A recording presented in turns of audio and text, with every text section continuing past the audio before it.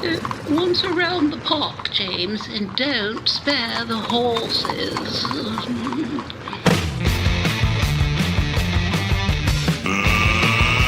Let's get ready to rumble! It's showtime. Well, there we go. It is the 19th day of December as we record this episode of On the Ledge, your Ontario Politics podcast. Welcome in. I'm Dave Trafford. And for those of you watching on the YouTube, I'm just showing off two Christmas gifts. I got my Toronto Maple Leafs cap that I got at the Old Boys Hockey Chris Kringle gathering last week. And I'll show you the gift I got from the Story Studio Network CEO, my own Story Studio Network original hoodie. So we had good fun yesterday. We had our Festivus party with the team, and all looking forward to good things in 2025. And at the end of the party, got noticed that we just signed another big contract. This one dealing with Indigenous issues in here in Canada. So excited to tell you all about that once we get to it. So, but in the meantime, we got lots to talk about today. Usually this is kind of a sleepy, quiet week. I remember talking to Tim Hudak when we came back from August. The session was usually sleepy and usually quiet, not so in the summer. I mean, you would have thought that would have been the peak of all of the action and excitement around this part of the world politically. Not so. Last week we dealt with the questions around, Prime Minister Trudeau being the proud feminist. And then, Monday, did he get the double birds. Anyway, we're going to get into all of that. But first, let's get to the team. Here we go. Kathleen Wynne is here. She is the former Premier of Ontario. Tim Hudak, the former Progressive Conservative leader here in Ontario. And John Wright. He is our veteran pollster and just one of the founding members here on the Ledge. And just quickly, around the table. I mean, I don't know where that all started or where I first took a deep breath and said, what the hell? We were all talking Monday morning at 9 o'clock or 9:01. The lead story in the news, Kathleen Wynne, was the fall economic statement, and at 9:06, boom, the Globe and Mail notification in my phone says, oh, she just quit. Nobody saw that coming, and apparently Prime Minister was among them. Yeah, Jane and I were out walking the dogs, and I came back and I had all these messages saying, what do you think? Give me a call. It's like, what the heck has happened? So, and people who I would have expected would have known, Dave, had absolutely no idea. So this was, Chrystia Freeland reacting to what she saw as an untenable situation. And I don't think we can argue with that, being told that you're going to be shuffled out of a portfolio on Friday, that you're supposed to deliver a major report, the fall economic statement, on Monday. She wasn't going to do it. So yeah, it was a shock and a disruption in the force.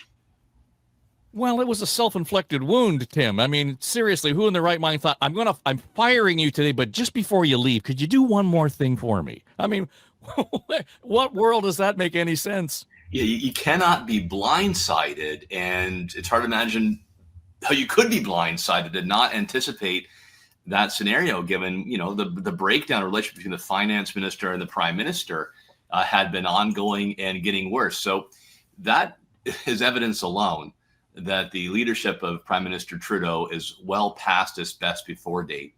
Number two, I've been a fan of Chrystia Freeland. I've enjoyed the times I've interacted with her before she's in politics, and I thought that was a really gutsy, strong move. It will be seen as an unsurvivable gut shot to the Prime Minister. But I think for her own bona fides as a leader, a strong individual, to come out that clearly on principle, say that you're sticking around, and to go on offense when the Prime Minister and his team had really besmirched her reputation and undermined her for weeks. God bless her. I mean, good for her doing that. My third comment on this is I don't get the Mark Carney infatuation either, which seemed to be the camel that broke the straw's back here. Like, Mark Carney must be like a fentanyl to Prime Minister Trudeau, this strange addiction to somebody who I don't even know if it's going to be successful in politics. The gambit to try to bring him in, push Freeland out, was a fatal last decision by this prime minister, who I expect will announce his resignation by Christmas. Well, but even John, that when you look at it that way, this has just been this slow, painful end, cut by, death by 1,000 cuts feel to it, as Tim describes, because the Mark Carney thing just didn't come up last Thursday. This has been in the wings for a long time. Yeah, and I agree with all the comments that have been made, so I'll just kind of brush over that. I think the more important thing is just, for me, what was not so much her exquisite timing following former cabinet minister Sean Fraser's announcement. I mean, she stuck it in between his leaving the podium and cabinet beginning only within 10 minutes, and it just blew up everything. Was just how powerful the prime minister is in terms of holding together his grip on the country. In terms of its governance, there is no mechanism to move this prime minister out. There isn't in almost every legislature across the country and every political party. There have been some changes for the federal party, that's for sure. But, we've essentially seen and heard nothing of the prime minister since that happened, except a couple of fundraising, the fundraising event and the Christmas event. And beyond that, he's been uncommunicative. So this really speaks to the issue when the polls now show the Liberals at approximately 18 to 20%, shows them only holding on to about 45 seats in the entire country. The government in chaos, literally in chaos, and nothing can be done, nor if the prime minister decides to, let's just say, he decides to not pack it in within the next few days, but to actually go on vacation with his family. It could be weeks before we hear from him on what he wants to do. So it's an interesting situation where the prime minister, is able to carry on and do as he wishes when he's in one of the most vulnerable spots any politician has been in this country in decades. Well, let me suggest, though, that it doesn't sound like there's any movement or any intention. I realize the line is he's in contemplation and, he's thinking about what he may or may not want to do. But, boy, when he showed up at the Christmas caucus meeting and gathering in Ottawa this week, he was just I don't mean to diminish it, but it sounded as if he's just brushing this off. Like most families, sometimes we have fights around the holidays. But, of course, like most families, we find our way through it.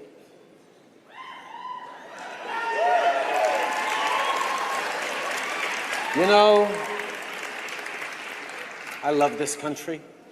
I deeply love this party.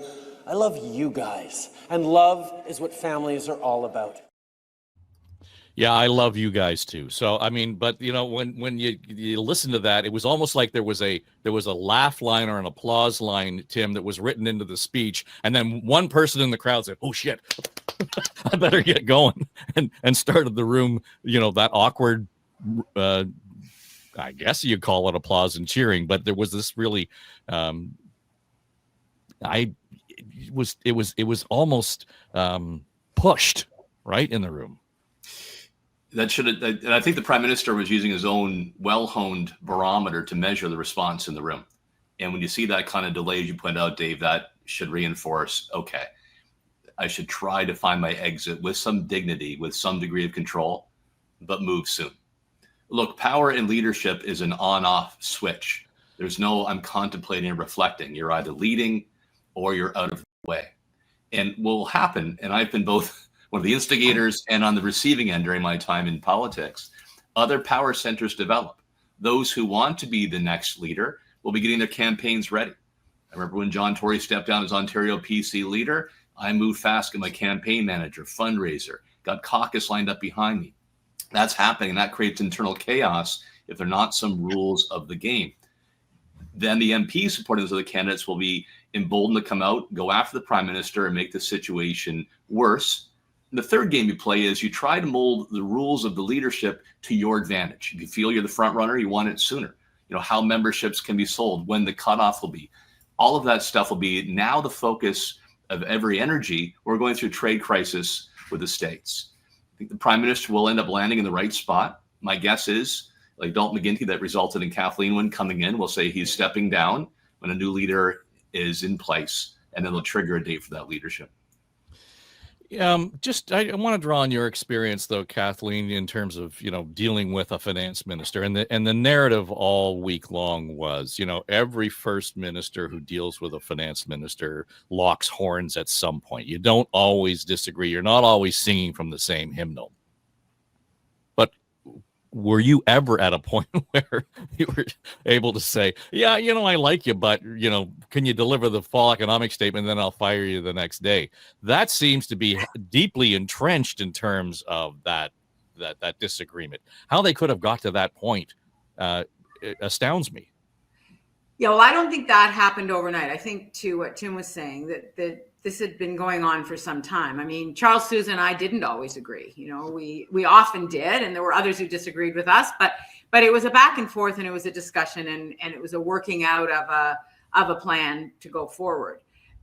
So obviously there had been a lot of issues that the Prime Minister and Chrystia Freeland had been dealing with, and as I say, I think this was the final straw. And the way the shuffling of her out of finance was handled was so undignified, and she really, I don't think anybody could fault her for what she did. And I think that the letter she wrote, because it was so strong, because it was so articulate, and because she made a point of saying that she's staying, I think the leadership kind of flagpole has been planted, as Tim was saying. So I think that's all very true. But there are two things I want to say. First of all, that clip of the Prime Minister at the Christmas party, I've heard it mocked, and I've heard it, I've heard it dismissed over the last few days, and I understand it was awkward, it was difficult, but don't underestimate how challenging it was for him to walk into that room. He is the leader. They are his Liberal family, for better or for worse. And when he says he loves those guys, that's true. He does. And they love him at some level, even though there is so much pain and division in the party right now. That doesn't mean that there isn't deep affection. So I think we need to cut him some slack on that. I think that he is thinking about what he's going to do, and I wouldn't be at all surprised if he decided to leave.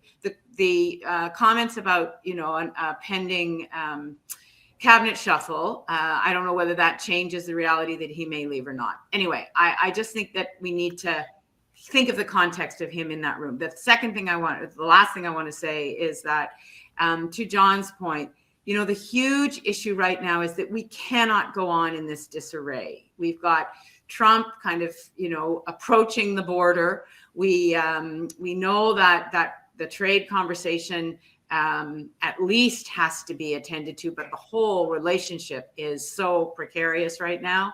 So we really, as a country, we need our house in order. The premiers cannot carry the day. The premiers can be backup, and the premiers are important in terms of that conversation with their counterparts in the states, the governors and the members of Congress, but they're not the lead. The Prime Minister has to be. So we really need to know what's going on. And I think the fact that so many people in this country are paying attention signals how important this is. Okay, then given that, and the need to have that leadership, is he the guy, Kathleen?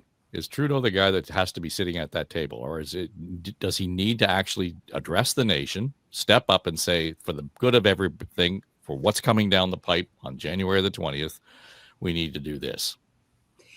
Well, he needs to step up and say that, and whether that is, I'm going to leave and somebody else is going to take over, or whether that is, this is the plan to deal with this relationship. One or the other needs to happen. We need to know what is going on. I can't presume to get inside the Prime Minister's head. I don't know what he's planning to do, but one way or the other, we need to know who is in the leadership seat, or is there going to be a process where we'll have someone in the leadership seat by March? Because we can have a leadership between now and March. That's not impossible.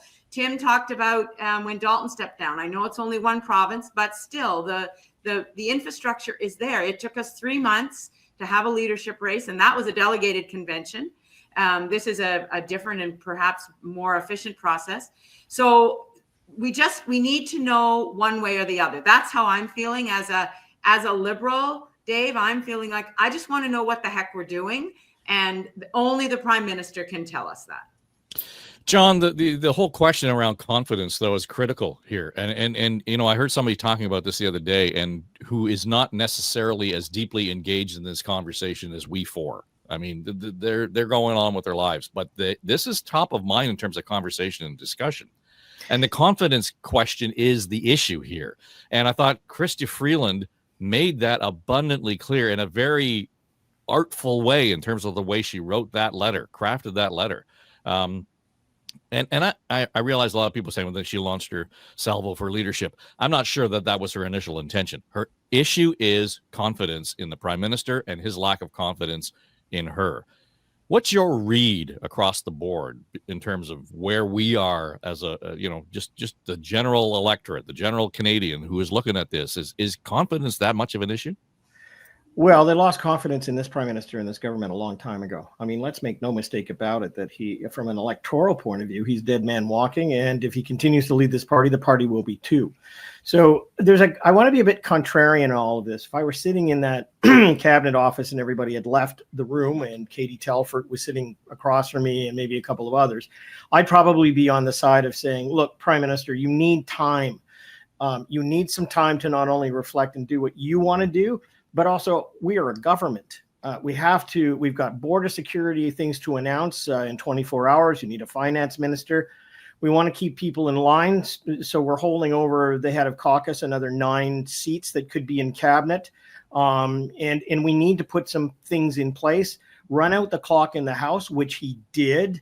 And you have until January the 27th before the House is required to come back. You also have options in terms of proroguing the House, but it gives you some space to decide whether you want to call that leadership convention or not. In fact, I mean, it's kind of weird to say this, but he has time enough to actually send some ministers to Washington and get some preliminary feedback and things, and actually attend the inauguration. Get that? January the 20th. The House doesn't, come until January the 27th. So the question really is, what is the process? And I think he's bought some time. Everybody's outside going, decide. But I'm inside the room saying, well, you can decide, but that also then sets a whole series of things in motion. And we need to set up a process to have your decision either way.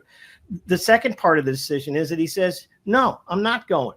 And as a result of that, what I'm going to do is my legacy will be Team Canada, where I convince Mr. Trump to back off the tariffs and I get some kind of a deal. I know it's folly to think that way, but the reality is that he could come back and do that, or he could actually on the 26th day of January say, I am leaving. Here's my replacement. Here's when the convention is going to be. It doesn't leave a lot of time, but we can do that. I will prorogue the House, and I wish everyone, God bless for the rest of the year. So he's got a month and a bit to do this. It's up to him as to which way he wants to go on it. Yeah, Tim, a morning that it all unfolded on Monday this week, that was sort of the second thing that came to mind. Prorogue Parliament, do it now. And all I could think is nobody looking at the calendar? To John's point, right? Tactically, there's no rush to do this. In fact, I've heard, more recently, he doesn't want to step down too closely to the Freeland letter, because then it makes him look like he was pushed out for whatever reason. But even if that were to happen today, proroguing Parliament or stepping down, I'm not sure that he had to do that. There is time. There is let this thing breathe and let us take a good look at what's going on. I disagree. The pushing doesn't get less; it gets more, right? So, I described the Freeland letter as an epic gunshot to the gut that is not survivable.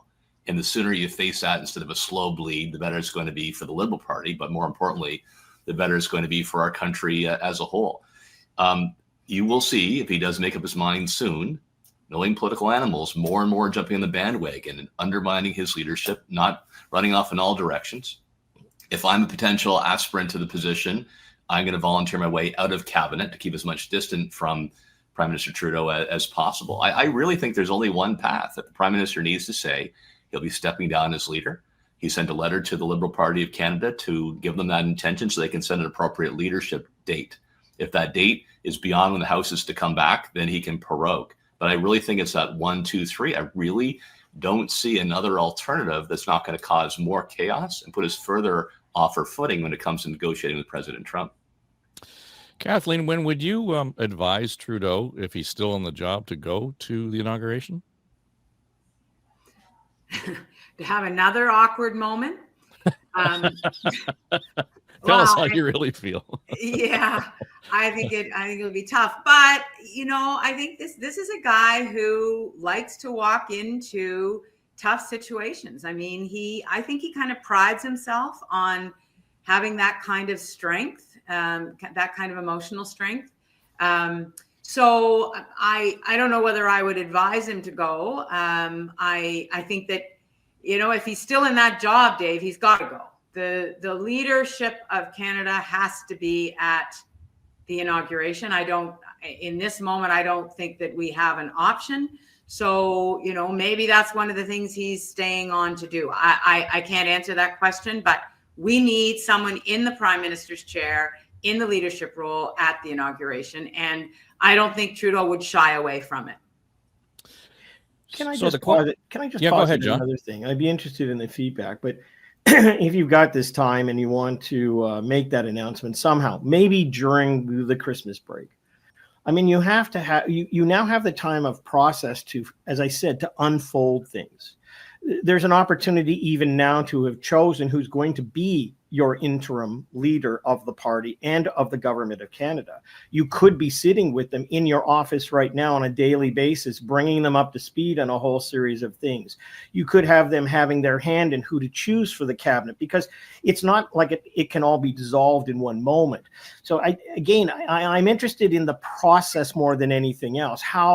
I mean, both of you have sat with leadership, and we're all agreed that this is dead man walking politically. The question is, how do you then take a government or take a nation, particularly in the face of tariffs and Mr. Trump?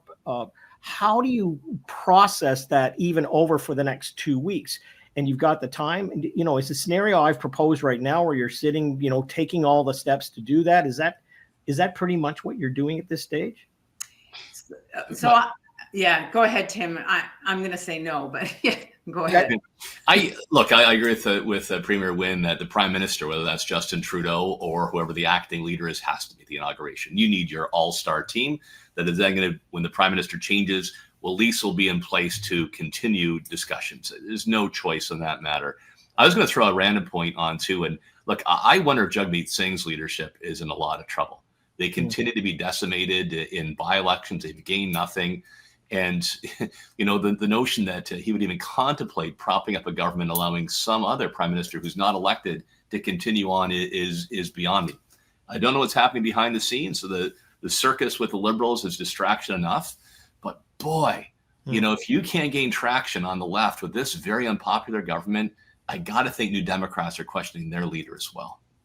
Well, this week, I mean, aside from all of the drama that went on with the, inside backroom going on with the Liberals, the NDP were front and center in terms of what they were going to do. And Anne-Marie Mediwake did her best to chase Jagmeet Singh around the table to nail him down and talk about exactly what it is he's going to do and why he would not commit to voting non-confidence. But I don't understand still.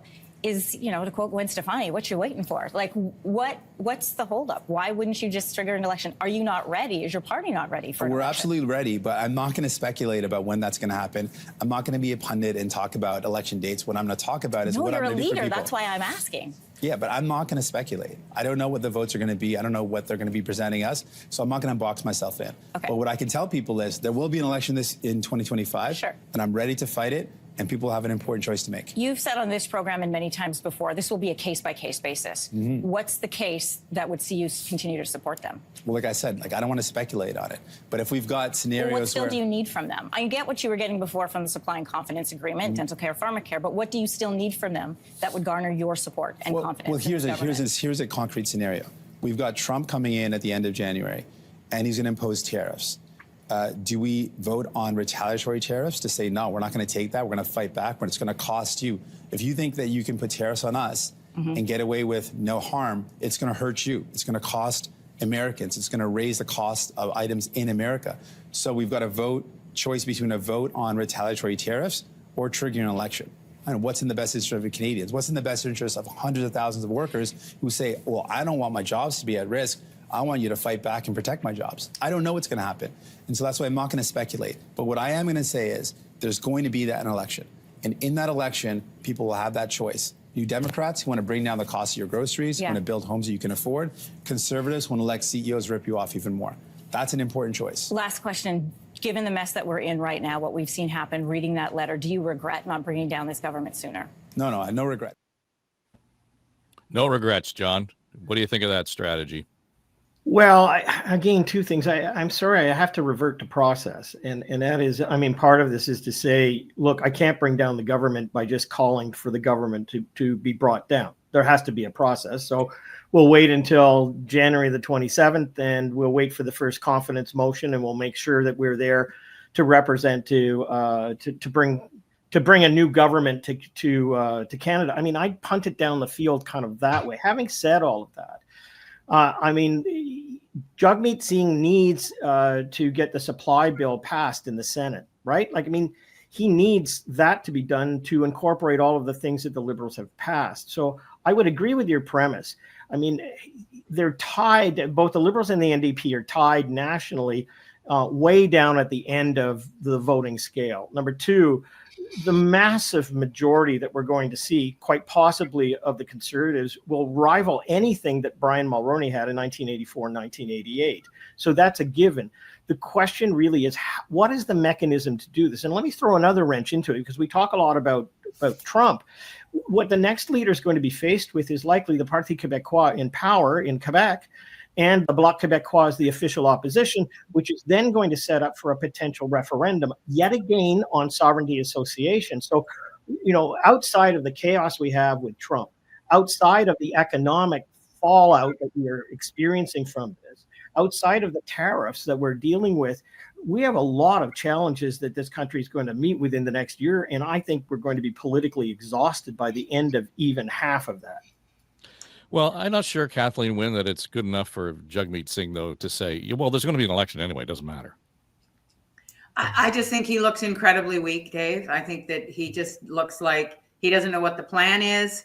If I were an NDP member, I'd be really disappointed in his lack of strategy. I think it's incomprehensible how you say the prime minister has to go, but I have no idea what I would vote him down on. You know, Anne-Marie's question about what is the thing that would cause you to support him or not support him, and that he doesn't have an answer to that. I just think looks incredibly weak, but I think he's looked weak for months, actually. I want to go back to John's question about, the who goes to Washington and what happens in that process. Tim, when you were the leader of the opposition and Dalton stepped down, he stayed as the premier. He was still the premier through that leadership race, right? So I stepped out of cabinet. Glenn Murray stepped out of cabinet. We left cabinet because I remember having to figure out how to park at Yonge. I hadn't driven since 2006 in the city. It's like, holy shit, I got to figure out how to get into this parking lot. Anyway, so he was still the premier. So there is a scenario, John. The point I want to make is there's a scenario where the prime minister makes it clear what's going to happen when he's, that he's going to leave, right, that there's going to be a leadership, and he still could be the prime minister who goes to Washington, right? Because he is the prime minister, he is the leader until he's not. So I think that, that's a scenario that we cannot rule out. We did have similar with Premier Harris. He announced his resignation, stayed on as leader and premier until Ernie Eves was selected, and then there was a smooth handoff. Look, Kathleen, you may have a similar experience. It's a weird thing, Dave, that happens where when you're in the legislature, you develop bonds with folks, whatever party they're on. And while you'll scrap like a warrior in an election campaign, you also want them to be successful. And I got along great with Jagmeet Singh. With good, chats outside of politics. But man, he looks like he's up to his nose now in quicksand and sinking faster. You know, my grandpa was a strong, hard-nosed union leader in the petrochemical sector out of Sarnia. And we talked politics at a young age. In fact, party I was most aligned with when I was in high school were the New Democrats, because my grandpa, he loved the happy warrior. I mean, he'd walk by Jesus in heaven to go shake hands with Tommy Douglas. He loved Stephen Lewis, and he would have loved Jack Layton. That's what the NDP needs, is Jagmeet's time to fight instead of looking like somebody who's just drowning. Yeah, it's funny you say that, and I remember in our house it was a similar thing.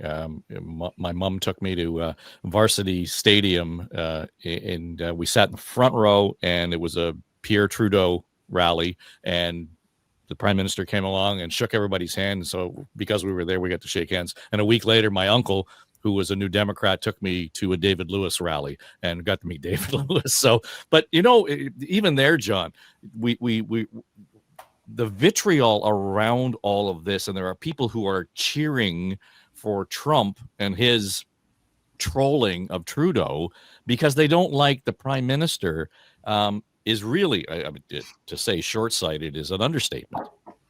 Well, yeah, it is. But on the other hand, I have always found in the polling that there's roughly 13%. And I stick on that number because it's the same number that was the anti-vax group, the virulent anti-Trudeau vote in covering that. And when you calculate out that, we have 35 million adults in this country, 13% is, 4.25 million people who are every single day want this prime minister to be defeated. And so, I mean, I think already the national polls have shown that 80% of the people in this country want Mr. Trudeau to be gone.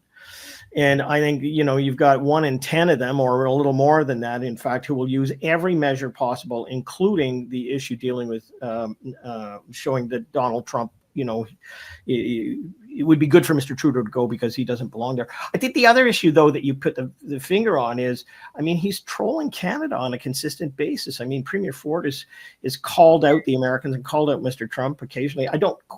He's either being very humorous by calling it that, by calling us the 51st state, or there's something more to this. I don't know. I guess my response would be, look, if we were a member of the United States, I'm not sure we'd be suffering from tariffs. And the second thing is, if you really want us to have to be their 51st state, there's going to be 13 parts of it that you're going to have to figure out. But the reality is that there's I don't know exactly what the game is.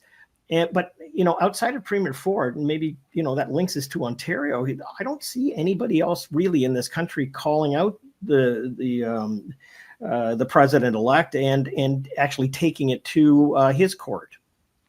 Well, the premier has been doing his media tour in the United States. We've seen him on Fox News a couple of times over the last couple of weeks. This week on CNN with Aaron Burnett. And, again, answering those questions around Trump's trolling and calling Trudeau the governor of the 51st state, etc.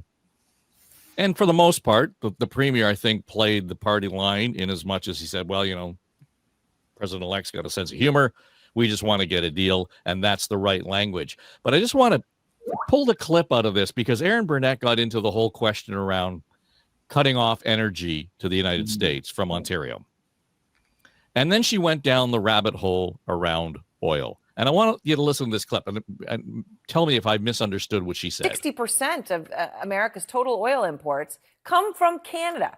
So do you want to go bigger in this? If these tariffs are going to go through, should you reciprocate with tariffs, not just on electricity, but on crude oil itself? Well, we ship down 4.3 million barrels every single day. If there was a tariff on that would increase gas by $1 a gallon. I got to give credit to the Premier's comms team because he was very well prepared in terms of the answer that he was going to get when it came to oil. But Tim, there's a complete misunderstanding on Aaron Burnett's part of exactly what it means in terms of putting tariffs on oil. We wouldn't be putting tariffs on our own oil. It would be the Americans putting tariffs on the oil. Like, she has turned that completely upside down. She doesn't fucking get it. Oh, maybe didn't Trudeau though do that in the 1970s? Trudeau the Elder put on an export tariff, I thought. But anyway, so look, I think like Finance Minister Bethenfalvey, maybe Premier Ford's team are watching On the Ledge, because this is the advice we gave last week. That the Premier should make clear the impact on American consumers and businesses if we get into tariff war. Nobody wins by a tariff war. Nobody wants it. When you go to the extent of saying we're going to cut off electricity, we're going to stop the oil, we're not going to buy American wine, I think that throws too much oil on the fire. No pun intended by that.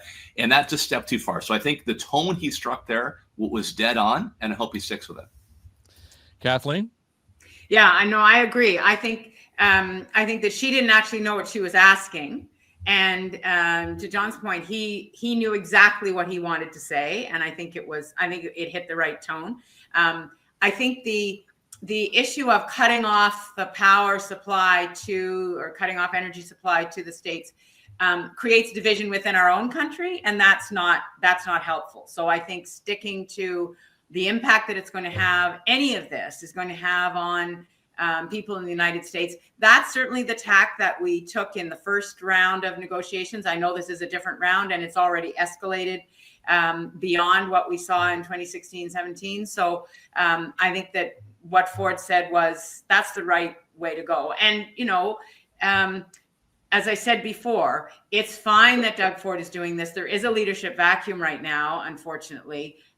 We need soon to have a prime ministerial voice speaking for the whole country, because, Doug Ford can't speak for Danielle Smith on this, quite frankly. There's a different interest. And so we need a unified voice. Well, John, to that point, though, all the first ministers sat at the table there on Monday afternoon, and they had their briefing with the media after their meetings, et cetera. And Danielle Smith and Scott Moe, they certainly made it sound like Doug Ford was speaking for them. He got all kinds of kudos at that table. Well, he did. And that photograph of him at the top of the table with all the media shoving microphones in from the sides, and the table, as it was, is going to be iconic. What an incredible photograph that was. He is, at the top of the table, leading all of the premiers across this country. But I think, let me throw another, I'm that guy in the corner talking process. The other issue is the speculation that he was going to go early for an election. This kind of throws everything, into the back rooms to start machinating about, I thought we were going to be able to get in before Mr. Trudeau and Mr. Poilievre had a set to, or the Liberal Party. We didn't anticipate what's happened. And so there's a leadership issue there. Do we go now? Early, into March or something. I mean, the last time I checked, Bill Davis had, his election that went from a minority to a majority in March, because I was an intern and kind of experienced that. So we do have time. Do we do it to say that we want to strengthen our hand so that we can negotiate in the United States? Like there's a timing momentum here that's underlying everything else that people are speculating about, because the question is whether or not Doug Ford and his government see that this is an opportunity, so that depending upon what Mr. Trudeau says in the next 30 days, he may also say, it's time to go as well and get this mandate in a matter of chaos. We can't have the country, listing the way it is, and we can't do this without a strong voice for Canada. And there you are. So there's another tier to this three-dimensional chess that I'm sure the backroom is machinating about today. Well, Tim, to that point, and we talked about, some breathing room in terms of how the prime minister is reacting to what's going on in Ottawa.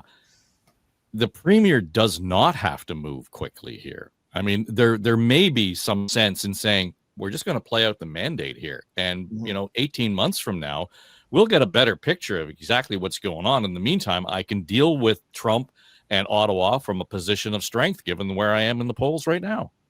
This is a really tough call, right? And so there's no doubt that Premier Ford is getting daily pressure from the Hawks, who want to trigger an early election to extend the mandate. The chief argument of the Hawks, of course, is that Poilievre is going to become prime minister, and to control spending, he's going to have to make some tough decisions. And those tough decisions will happen just when we're going back to the polls provincially and cost us seats. That's the Hawks. The Doves are why take a chance? Look what happened to David Peterson and the caucus members who won narrowly. They'll be worried about keeping their seats. So all that pressure on the Premier's shoulders. Look, I think the Hawks case is actually strengthened, though. I think that the way that Premier Ford, the exception of going to boycott, has been the star performer on the stage in this current crisis with the Trump administration. The other parties do not look prepared for an election campaign. And I get the point about running against a tough call on federal budgets down the road. So that pendulum that Doug Ford is playing with all the time, I think it's moved towards February, March of 2025. Kathleen Wynne, when we look at what's going on, though, with the federal Liberals and the content in that gathering, I've heard conversations saying, well, there's a bunch of Liberals there who still want to be in government, but maybe they would, wave the flag for Bonnie Crombie and, be star candidates in a provincial election for the Liberals. Yeah, there may be some of that, Dave. I think that Doug Ford it was lucky for him that he happened to be in the chair of the Council of the Federation. It's a rotating chair. Nobody elected him to the chair of the Council of the Federation of Premiers. It rotates among the provinces. So it just happened that he was in the chair at this point. And it's lucky for him. And he may decide, and this would, I guess, be an argument on the Dove side that Tim's talking about, to ride this out, because he won't get this chance again to be in this very pivotal position in terms of speaking for the country, really, for the moment, on the relationship with the United States. So they may see this. His people may see this as enough of a situation or a position of strength for him that he actually can ride out whatever the green belt, whatever the RCMP comes back with, because I think, yes, he doesn't want to run when Poilievre is the prime minister, but he also wants to get ahead of whatever the RCMP is going to say about his dealings with developers in the green belt. So that, you can't ignore some of the internal domestic problems that he's got. But they may just feel that he's doing so well, and this position of the chair of the Council of the Federation at this moment has handed him an opportunity to look like a statesman that nothing else would have done. So it's lucky for him, and we'll see who wins in that Dove Hawk argument. John, to Kathleen's point, how much would this conversation have changed in terms of the tone vis-a-vis the tariffs and the trade, et cetera, if, say, for example, Blanchette or Moe or Smith were at the head of that table?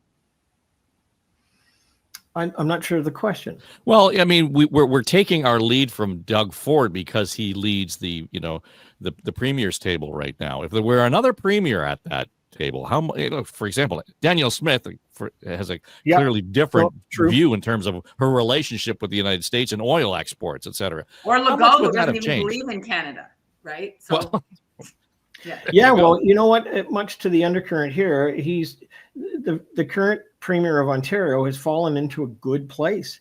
I mean, he is playing Captain Canada. He's done that since he walked out the door on the very first tweet that Donald Trump made about what was coming down the highway. I think it does give him a great amount of opportunity within the next few months to pull the trigger and to go. I think also to the points that the Liberals and the NDP are also going to not benefit from what's going on federally.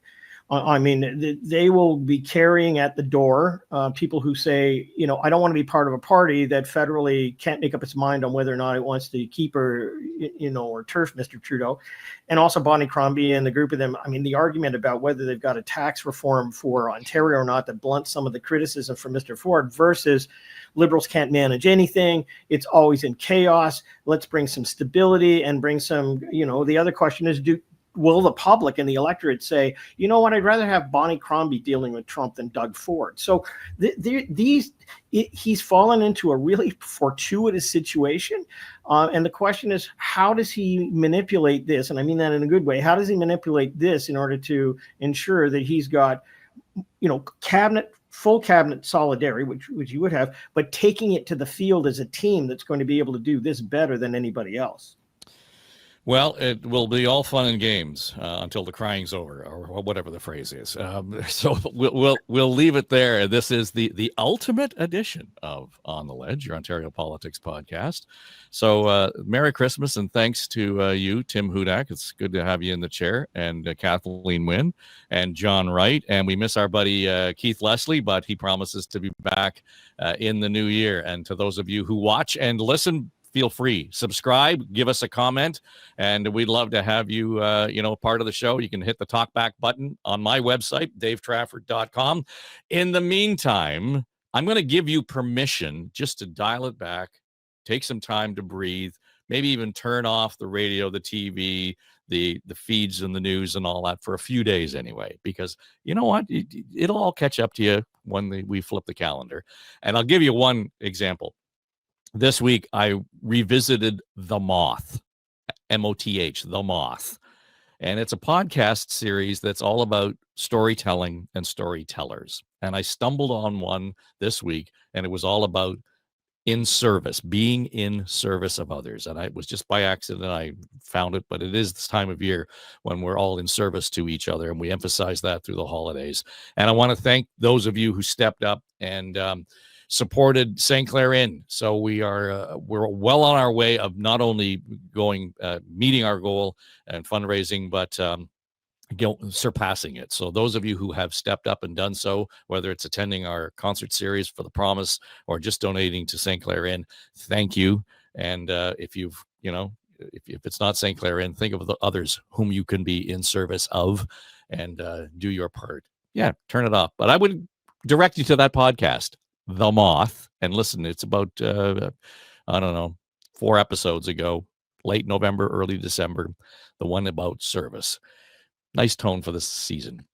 All right, that'll do it for us. This is On the Ledge, your Ontario Politics podcast. I'm Dave Trafford. From all of us at Story Studio Network, have a great holiday, Merry Christmas, and Happy New Year.